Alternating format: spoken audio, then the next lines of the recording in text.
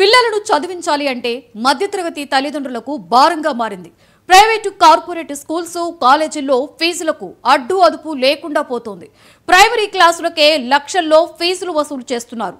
తమ పిల్లలకు మంచి చదువు అందించాలన్న తల్లిదండ్రుల ఆశను మేనేజ్మెంట్లు అవకాశంగా తీసుకుని ఫీజుల దోపిడీకి పాల్పడుతున్నారు అంటున్న తల్లిదండ్రులతో మా regional coordinator Chiraravi face to face.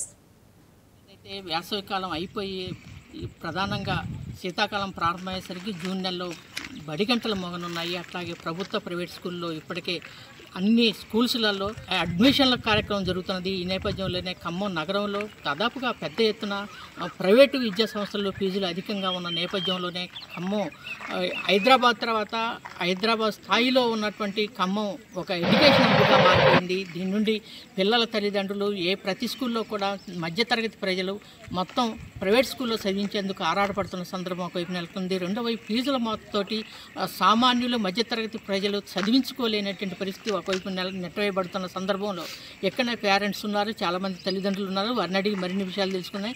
Sir చెప్పండి, అట్లాగే ప్రధానంగా ప్రైవేట్ స్కూల్స్లలో చదువుకునేటువంటి ఏదైతే పిల్లల చదువులు ఎలా ఉన్నాయి, ఫీజులు ఎలా ఉన్నాయి, వాటిని తల్లిదండ్రులుగా ఈరోజు చదువుకునేటువంటి పరిస్థితి, పిల్లల్ని చదివించుకునే పరిస్థితి ఎలా ఉంది?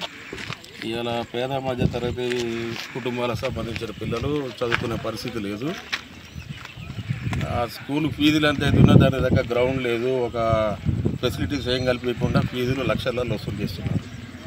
ఒక పేద మధ్య తరగతి కుటుంబాలు వాళ్ళు చేసే స్తోమత కంటే ఎక్కువ ఫీజులు చెల్లించేసి పిల్లల్ని చదివించాల్సి వస్తుంది. దాని దగ్గర ఫెసిలిటీస్ కూడా వాళ్ళు ఏమీ ఇవ్వట్లేదు. దీని మీద ప్రభుత్వం కొద్దిగా చర్య తీసుకొని ఫీజులు నియంత్రించాలని, ఇది ఒక దోపిడీ వ్యవస్థ అయింది. ఒక కార్పొరేట్కి సంబంధించిన వాళ్ళే చదువుకునే పరిస్థితిలో ఉంటే మామూలు వాళ్ళు ఎట్లా చదువుకుంటారు అనేది మేము ఆలోచిస్తున్నాం. ఇక్కడనే మరొక పేరెంట్ ఉన్నారు, వారిని కూడా అడుగుతారు.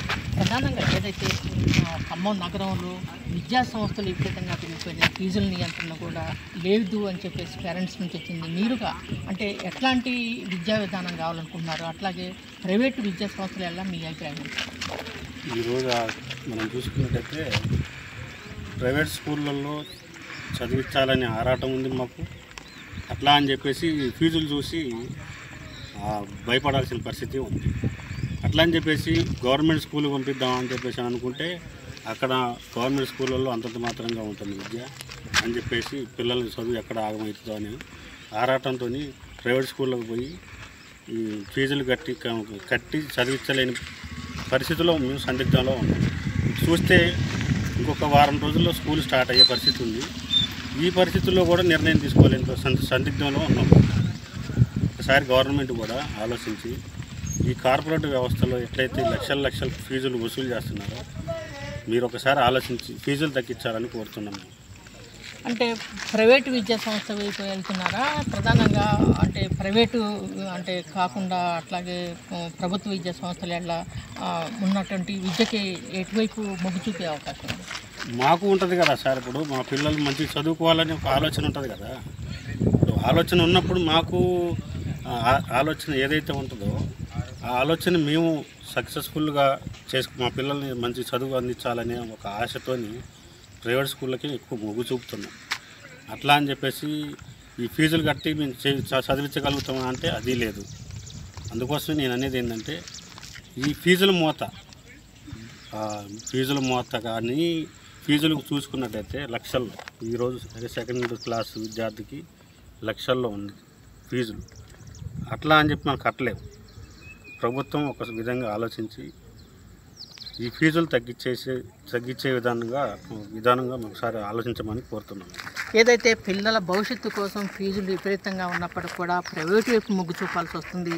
ప్రభుత్వ పాఠశాలలో సరైనటువంటి వసతులు కానీ సరైనటువంటి ఏదైతే అక్కడ ఎడ్యుకేషన్ని అందించలేకపోతుంది కాబట్టి ప్రైవేట్ వైపు వెళ్తున్నాం.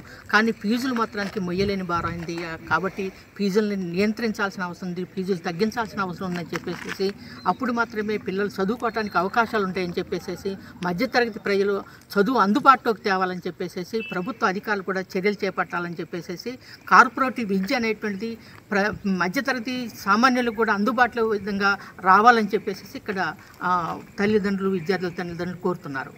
సుధాకర్తో చిరారవి, 1990 ఖమ్మం.